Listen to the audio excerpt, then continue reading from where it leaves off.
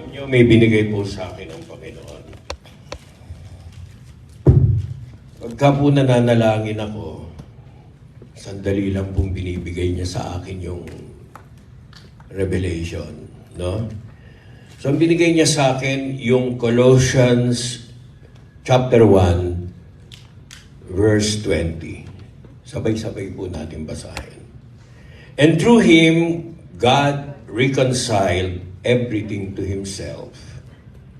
He made peace with everything in heaven and on earth by means of Christ's blood on the cross.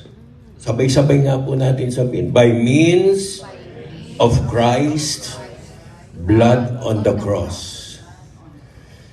Yan po yung Colossians chapter 1 verse 20 tells about reconciliation. Alam niyo, maganda yung preaching ni Pastor Mel. Tells about reconciliation also. Kung hihimayin po natin yan. Tells about how the blood of our Lord Jesus Christ has reconciled us with the Father from sin, which is death. Yung kasalanan po, kamatayan po yan eh. Hindi na po dumadalo yan dugo dyan. Amen? But God gave us that precious blood that symbolizes life. For us to be alive and be reconciled with the Father. Amen? Why the word reconciliation? Ito po ang verse na binigay po sa akin ng ating Diyos Ama. It is related to my being what I am now. Ako po ay isang punong barangay ng isa sa pinakamalaking barangay ng District 3 ng Quezon City. Alam niyo, bakit po reconciliation? Nung pong 10 araw na kampanya, grabe po ang paninira, bashing, and everything, mga below the belt. Pero, sabi nga ng Diyos, tinuro sa akin, huwag mo nang patulan. Hindi ko po pinapatulan yon. Pati yung mga, ang masyadong apektado nga, yung mga leaders eh. Sila yung apektado. Pero hayaan nyo na yon. Hayaan nyo na yon. Pati yung mga doon sa parish, meron pa silang pinalabas na kasi alam po nila na Kristiyano ako eh. Majority po nung community namin Katoliko, kaya merong pinalabas silang na yung boto daw dapat Katoliko. Hindi nila alam, kaibigan ko yung pare. Kaibigan ko po yung pare. Kaya hindi niya alam na yun yung ano niya, ibig sabihin hindi nagpaalam sa kanya yung mga taong yon. So, ganun po ang nangyari, Tapos iba-iba po yung naranasan kong. Ako po kasi 72 years old na. Isa po ako sa pinakamatandang punong barangay dun sa lugar namin. Pero nung pagka house to house, yung mga SK ko po, kasama na yung SK chairman, pagka ilang kalsada na kami, ako po yung nangunguna eh. Siyempre, pagka punong barangay, ikaw yung nagluto. Praise the Lord. The strength. Alam niyo, ayoko talagang tumakbo eh. Ayoko talagang tumakbo. Kaya yung prayer ko parati, tuwing nag-uumpisa po kami ng house to house, ang prayer ko lahat po ng gagawin namin dito is only for your glory.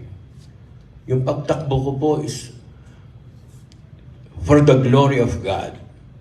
Hindi po yung dahil sa gusto kong sumikat, hindi po yun. Ang hirap po. Actually, wala pa po akong tulog ngayon. Sabi ko nga kay brother Rene, wala po akong tulog. Andun po ako, nagtanod po ako. Wala. Sasabihin na, ginusto mo yan eh. Di ba? Pero God gives me the strength. Yun yung reconciliation with all these people na nananira, no? Pero hindi ko ho sila hanggang po ngayon, meron pang, alam niyo, hindi naman sa pagmamayabang, no? Ako po first termer. First time po akong tumakbong kagawad eh. Yung kalaban ko po, 3-termer na kagawad. Consistent number 1 kagawad at presidente po ng Liga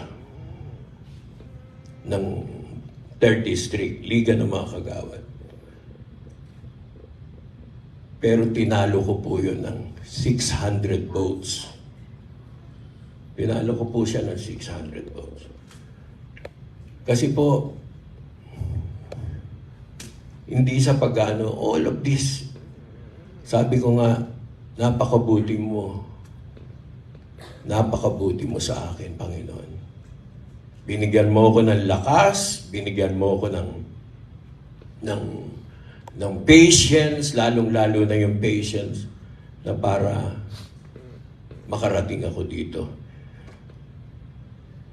He has taught me a lot about reconciliation and us. Kasi po, yung binigay sa atin ng Diyos Ama para ng Panginoong Jesus para ma-reconcile tayo sa Diyos Ama through the blood of Jesus. Dapat ginagaya po natin yun. As He is, so are we. Amen? So, us being in the likeness of our Lord Jesus Christ.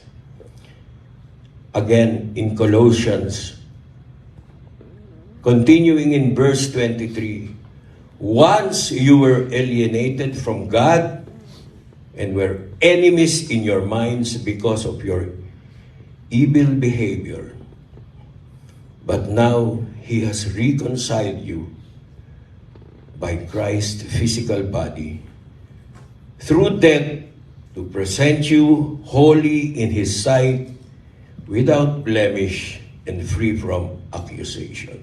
Alam niyo, nung araw nung hindi pa tayo born again, galit na galit tayo sa Diyos. Amen? No, kasi hindi natin bakit ba tayo magbo-born again hindi tuloy natin magagawa yung mga luma nating gawain. Amen? No?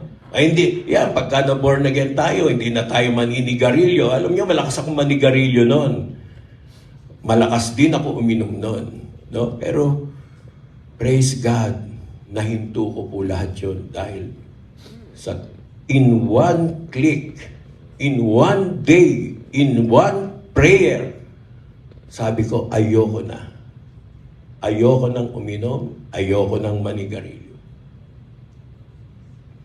That is the miracle, one of the miracles God has gave me.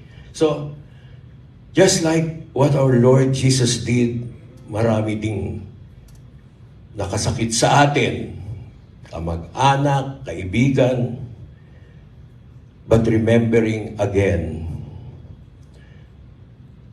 that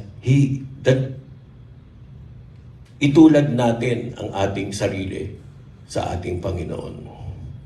Let us remember the word reconciliation through the blood. Handa na po natin itong ating mga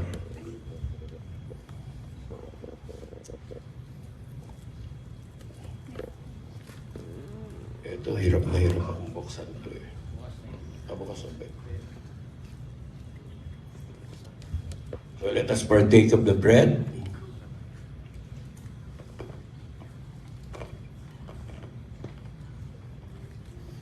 Also let us partake of the juice. Let us pray. Father, thank you, Lord. Salamat, Panginoon, that through your blood, Lord, we were reconciled with the Father. And through Holy Communion, we always remember that precious blood that you shed for us. Yung po yung reconciliation na itinuturo nyo sa amin, Panginoon. Marami pong salamat. Napakabuti nyo sa amin, Panginoon. Father, we thank you for you are an awesome God. You are a great God, Lord. Father, thank you sa mga binibigay ninyo, pagbibigay namin, at pagtanggap namin, Panginoon. Lord, we thank you, Father, for your goodness. Hindi po namin mapapantayan ang inyong kabutihan, ang inyong kagandahang loob na ibinibigay sa amin. Maraming pong salamat. Sa pangalan ni Jesus. Amen.